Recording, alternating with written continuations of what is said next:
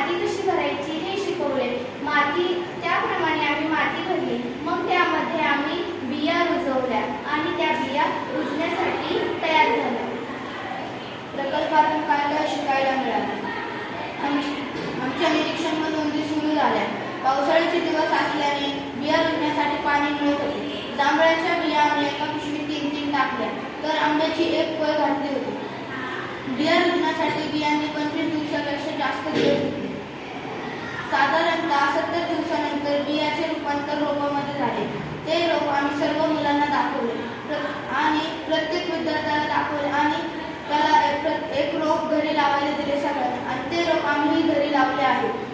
या प्रकल्पामुळे आम्हाला झाडांविषयी प्रेम वाढले, निसर्गाचे संरक्षण करण्याची आवड झाली, देशी व औषधी वनस्पतींची ओळख झाली, रोप तयार करण्याचा आनंद मिळाला.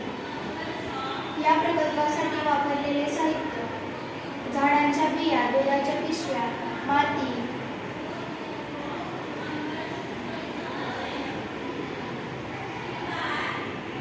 पेरलेल्या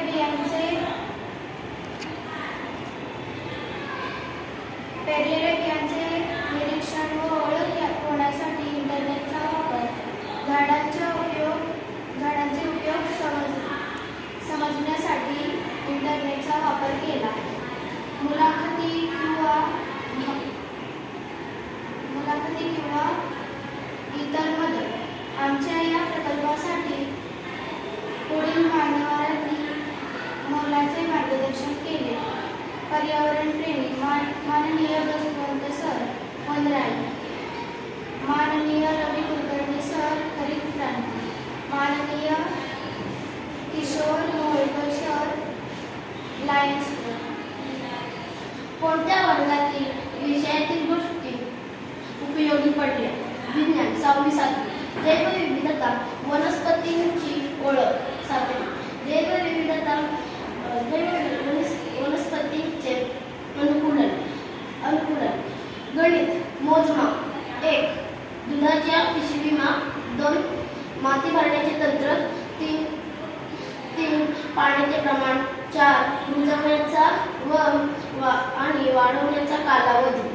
मराठी क्रियापद: शोधणे, पाहणे, हाताळणे, धरणे, घालणे. भूगोल: पिके व महाराष्ट्र 1. आंबा उत्पादन कोकणात जास्त. प्रकल्प करताना आलेल्या अडचणी: 1.